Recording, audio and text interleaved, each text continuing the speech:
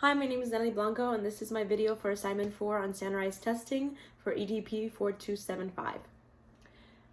So, what ideas and information are connected to what I already know in these chapters 3 and 4?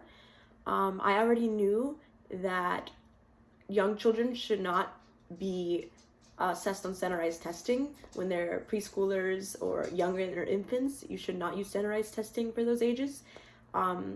It is not accurate because they have short attention spans, like what we learned in the chapter, and because it doesn't truly assess what they know.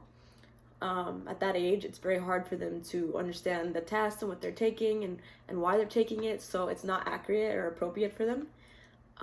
So I already did know that, and I do believe that we should use more activity-based assessments for them, or hands-on assessments, or assessing them by observing in different ways, but not on standardized testing at preschool level.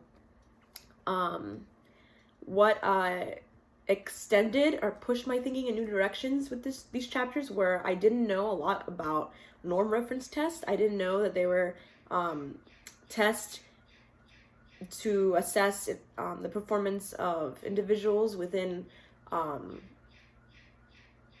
a group. I didn't know what that was, or criterion reference tests, and I also didn't know about national test, where it compares student achievement across different states. I didn't know that that was a thing that we did. I think that's very interesting and a good way to see what we can do in Miami versus what they do in, let's say, Pennsylvania, like to assess different children in different states to see what works best. I think that's very important.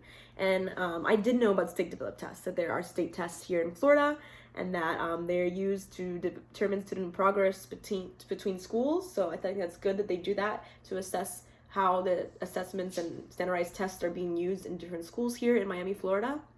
So I thought that was good. I also didn't know that there were screening tests for preschoolers to see if they might have a developmental problem and if they need further investigation. I think that's very important and a very good way to assess if the child does have developmental problems, so that you can be able to focus on that early on and be able to help from it progressing. You could probably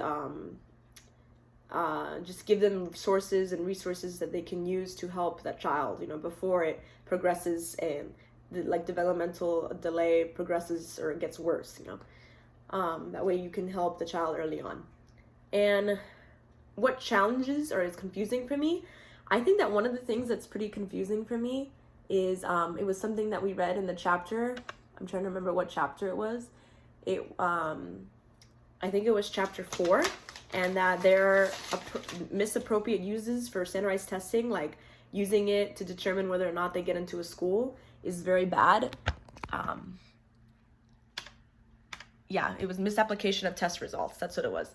It's the using of standardized tests to decide whether or not that child is placed in a program is inappropriate, because it is limited, to what they really know. Like sometimes some kids are just not very good at tests, and it could be anxiety or just because they can't really express their knowledge in that way, and that doesn't mean that they're not intelligent. There are different ways to assess students, and I think it's very bad that some schools have done this, and I know of some teachers, that say that their schools don't let them do that, or don't let the child go in unless they pass a certain test, and I think that's very wrong, so because we need to be able to be let's see, I guess, diverse in the way we assess our students. So that's what challenged my thinking, and that's going to be the end of this video.